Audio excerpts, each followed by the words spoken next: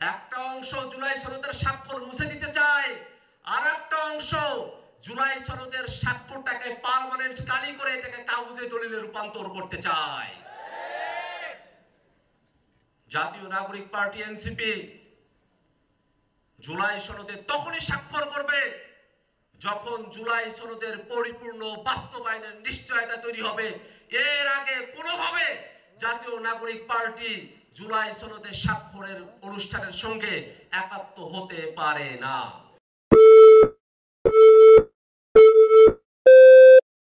যখন আওয়ামী লীগ তার ফ্যাসিবাদী শাসন বাংলাদেশে করছিল, ঠিক সেই সময়গুলোতে বাংলাদেশের বিশ্ববিদ্যালয় এবং কলেজগুলোতে তারা ছাত্রলীগের মাধ্যমে এক ত্রাসের রাজত্ব তৈরি করেছিল।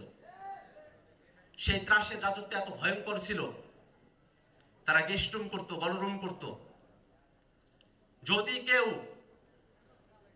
ছাত্রলীগ আওয়ামী লীগের বিরুদ্ধে কোনো যৌক্তিক সমালোচনাও করত, তারপরেও গেস্টরুমে ডেকে নিয়ে গিয়ে অবর্ণনীয় অত্যাচার করে ছাত্রদেরকে মেরে ফেলার ইতিহাস তৈরি করেছিল এই ছাত্রলীগ। গণতান্ত্রিক ছাত্র সংসদের প্রধানতম কর্তব্য থাকবে এই বাংলাদেশে আর কোনোভাবেই যেন বিশ্ববিদ্যালয় ক্যাম্পাসগুলোতে ছাত্রলীগের মতো করে কেউ গণরুম গেস্টরুম তৈরি করার সাহস দেখাতে না পারে, সেজন্য কাজ করবে গণতান্ত্রিক ছাত্র সংসদ। আমরা বিশ্ববিদ্যালয় প্রশাসনগুলোর দিকে দেখেছি, তারা কোনো না কোনোভাবে ক্ষমতাসীন রাজনৈতিক দলের সঙ্গে তারা আতাত বজায় রাখে। ক্ষমতাসীন রাজনৈতিক দল যেভাবে বিশ্ববিদ্যালয়গুলোকে পরিচালিত করতে চায়, যেভাবে বিশ্ববিদ্যালয়ের শিক্ষার্থীদেরকে কোণঠাসা করে রাখতে চায়, যেভাবে বিশ্ববিদ্যালয়গুলোকে ব্যবহার করে ক্ষমতাকে দীর্ঘায়িত করতে চায়, তার সঙ্গে সহযোগী হয় বিশ্ববিদ্যালয়ের প্রশাসনগুলো।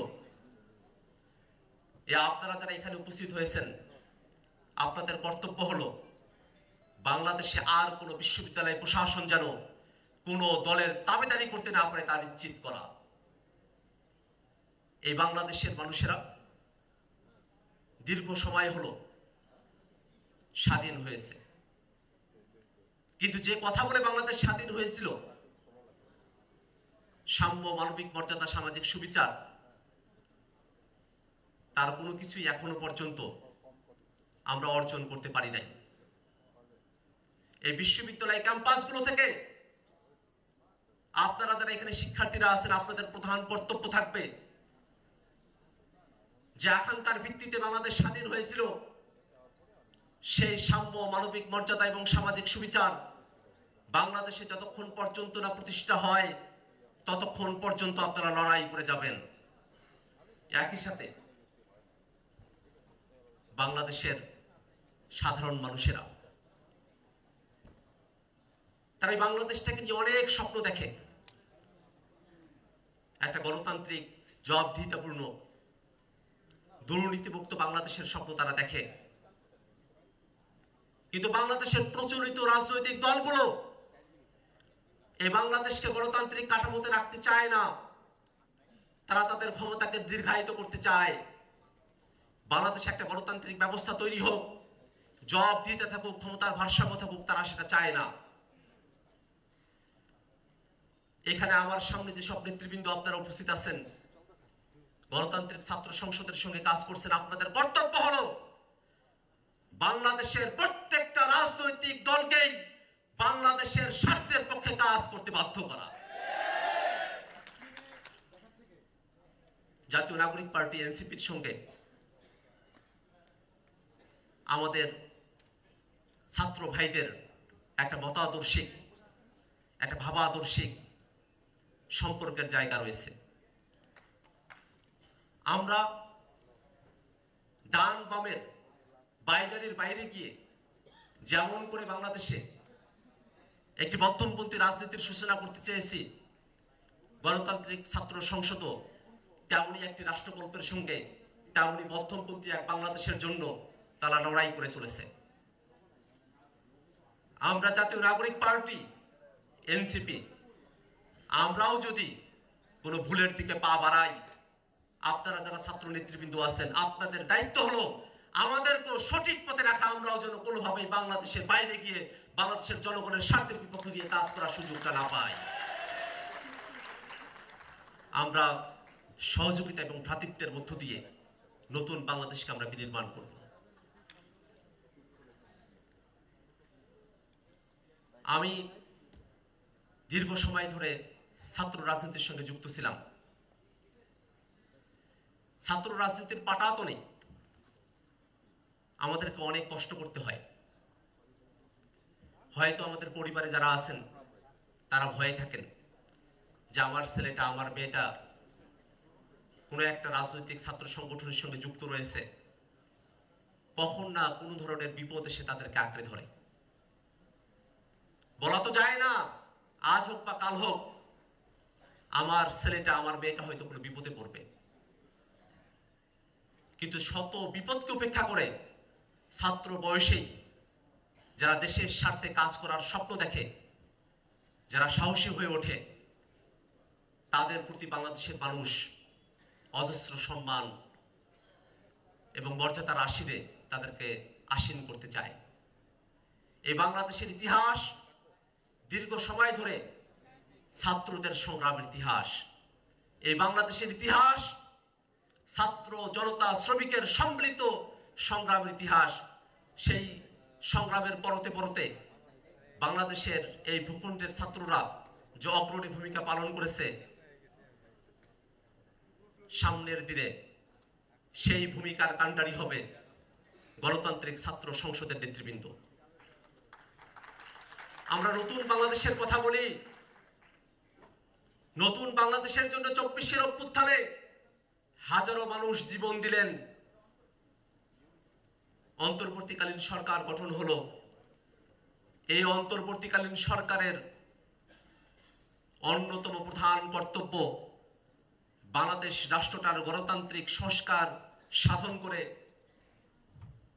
ফ্যাসিবাদের সঙ্গে যুক্ত গণহত্যাকারী ফ্যাসিবাদকে বিচারের মুখোমুখি দাঁড় করিয়ে একটা গ্রহণযোগ্য নির্বাচন আয়োজন করে বাংলাদেশকে শান্তির প্রতি অবিচল রাখা। অন্তর্বর্তীকালীন সরকার ঐক্যমত্য কমিশন গঠন করেছে। জাতীয় নাগরিক পার্টি এনসিপি একটা নিয়মতান্ত্রিক রাজনীতির ধারা থেকে ঐক্যমত্য কমিশনের সকল প্রোগ্রামে আমরা উপস্থিত হয়েছি।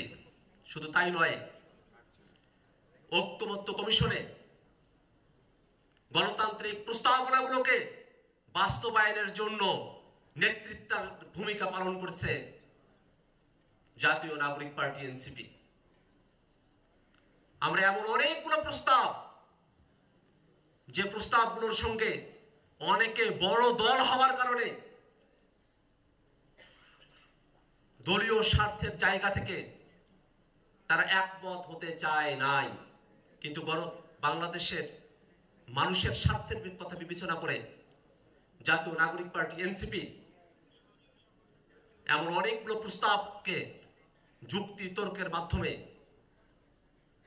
জাতীয় ঐক্যমত্য কমিশনে উপস্থাপন করেছে। এমন অনেকগুলো প্রস্তাব ছিল, যে প্রস্তাবগুলো, যেটা মূল প্রস্তাব, সেটা যদি বাস্তবায়িত হতো তাহলেই বাংলাদেশ সব থেকে বেশি উপকৃত হতে পারত। কিন্তু রাজনৈতিক দলগুলোর বাধার কারণে, ভিন্ন মতের কারণে সংশোধিত প্রস্তাবগুলোর সঙ্গে আমাদেরকে একমত হতে হয়েছে। ঐক্যমত্য কমিশন